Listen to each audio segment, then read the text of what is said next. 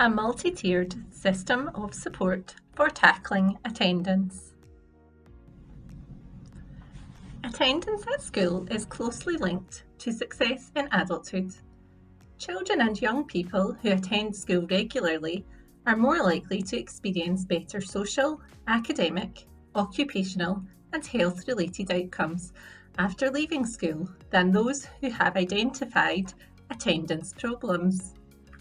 School attendance is a complex, multifaceted issue which often requires personalised intervention with input from a range of professionals and strong partnerships with parents and carers in order to address the issues successfully and reintegrate a young person into education.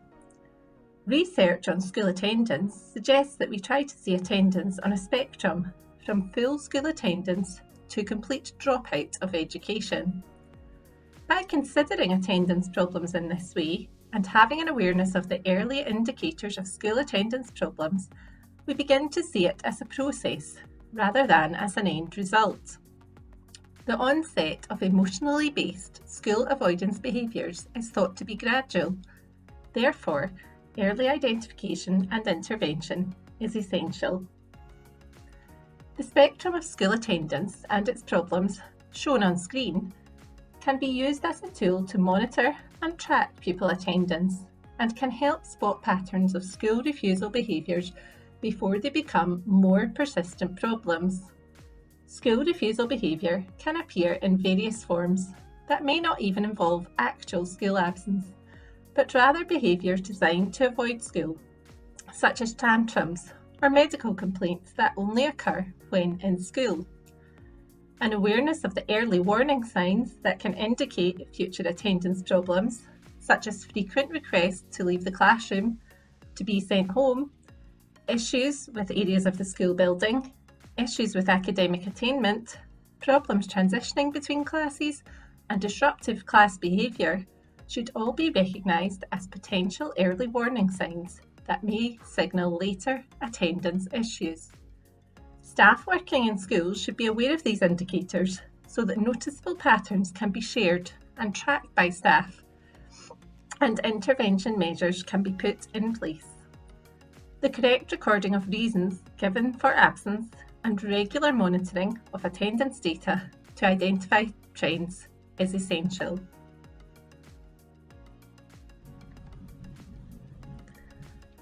A multi-tiered system of supports framework targets prevention of school attendance problems.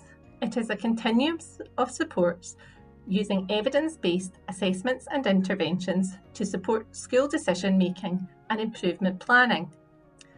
The use of a multi-tiered approach is complementary of the GIRFEC national practice model, allowing practitioners in any agency or organisation to construct a plan to support children and young people and take appropriate action.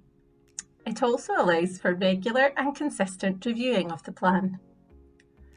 An overarching principle of the model is that instead of applying a wait-to-fail approach to attendance, proactive measures are clearly in place to target prevention, early warning signs, and improvement of any identified issues.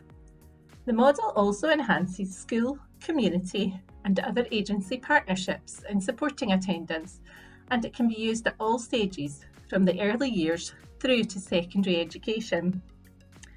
Data is used to identify the students who need additional supports, pinpoint the need, align the appropriate support, and monitor its effectiveness. In a multi-tiered system of supports, educators seek to address both academic and non-academic needs and barriers to learning, ensuring that all students are able to succeed.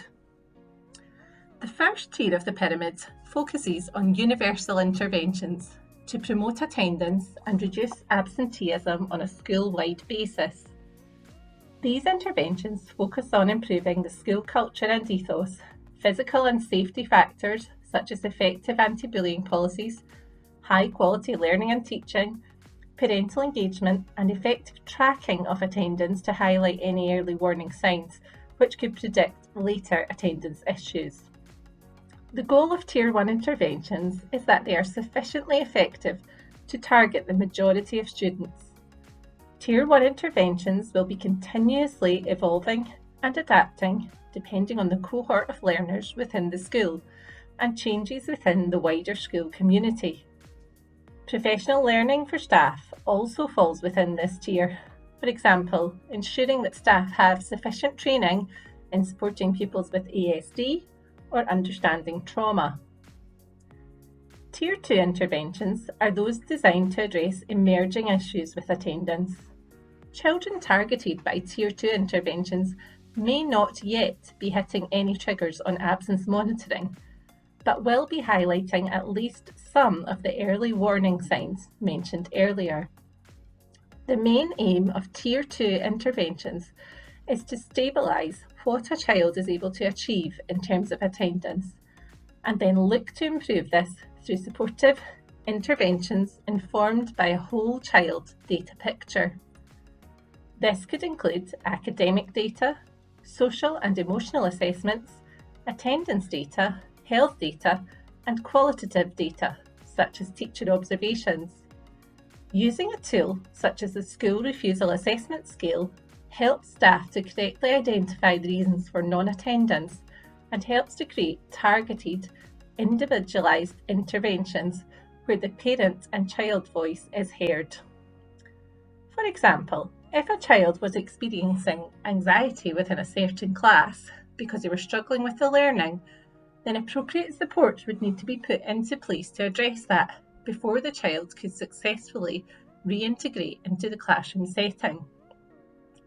Tier 3 interventions are those needed to address chronic and severe absenteeism.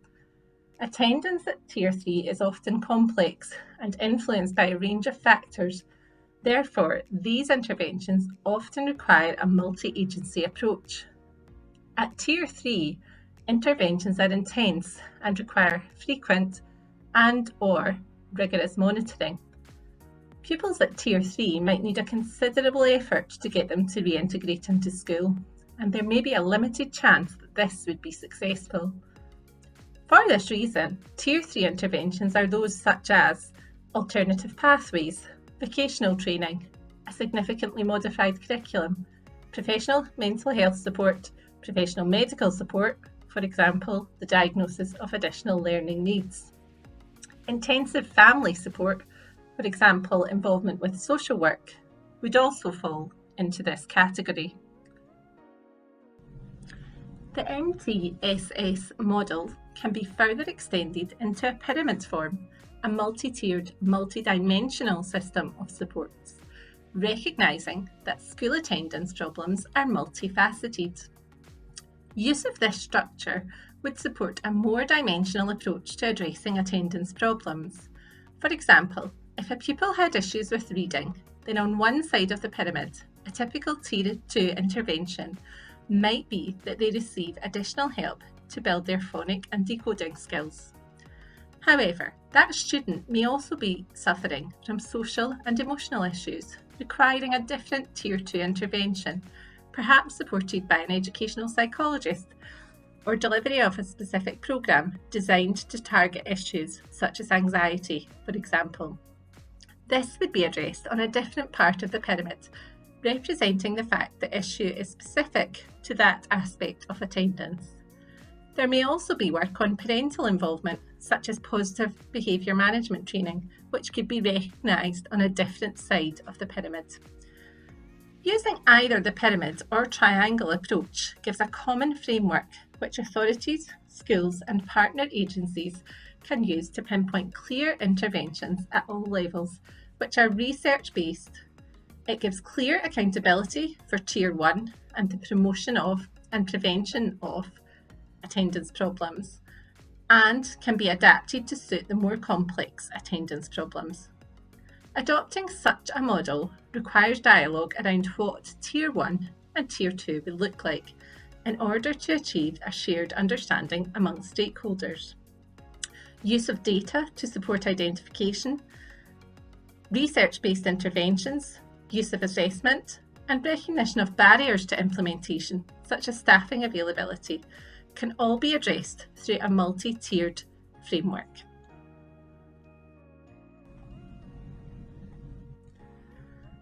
School attendance can be influenced by a range of factors, and any intervention approaches should take this into consideration.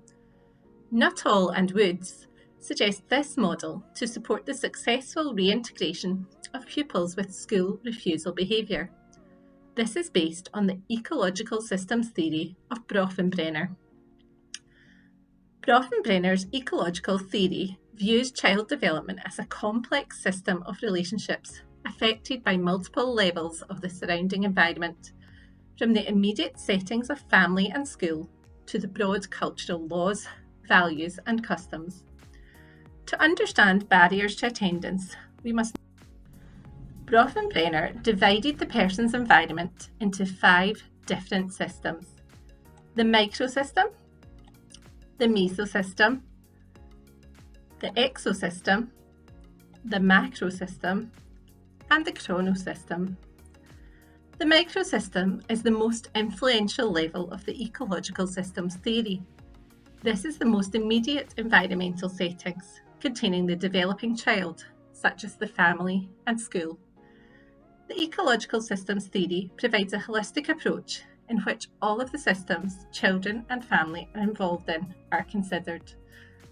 Within this model, shown on screen, intervention for school refusal behaviour would be organised into 5 spheres: psychological factors at the level of the child, factors supporting the psychological levels, factors supporting the family, the role of professionals and systems, and the context.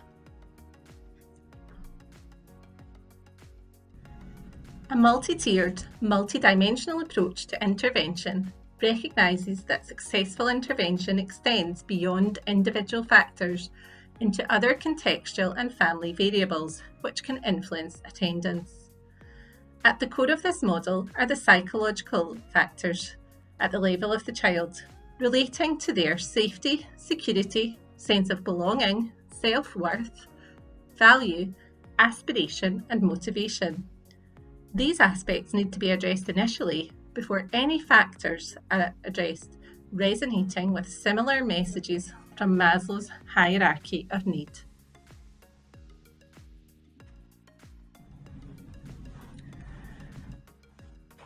The ecological model for successful reintegration is particularly pertinent to school refusal behaviour and subsequent intervention planning. For school refusal behaviour, where a situation is often complex, there are a range of factors and different systems interacting and influencing the behaviour.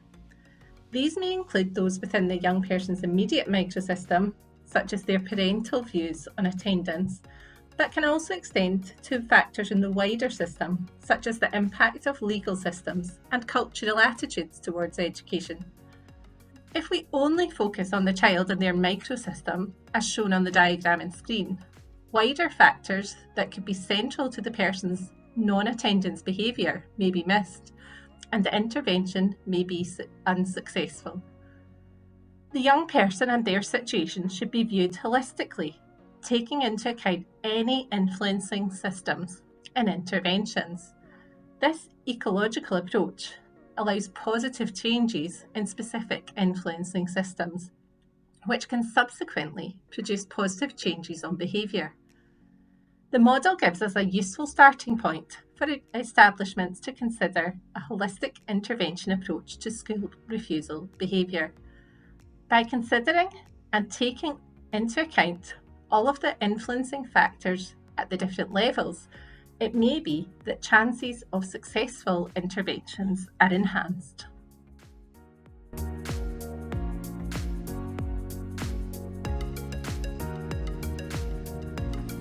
To further develop your knowledge and understanding of effective interventions, please watch our other videos in this series, Universal and Targeted Interventions.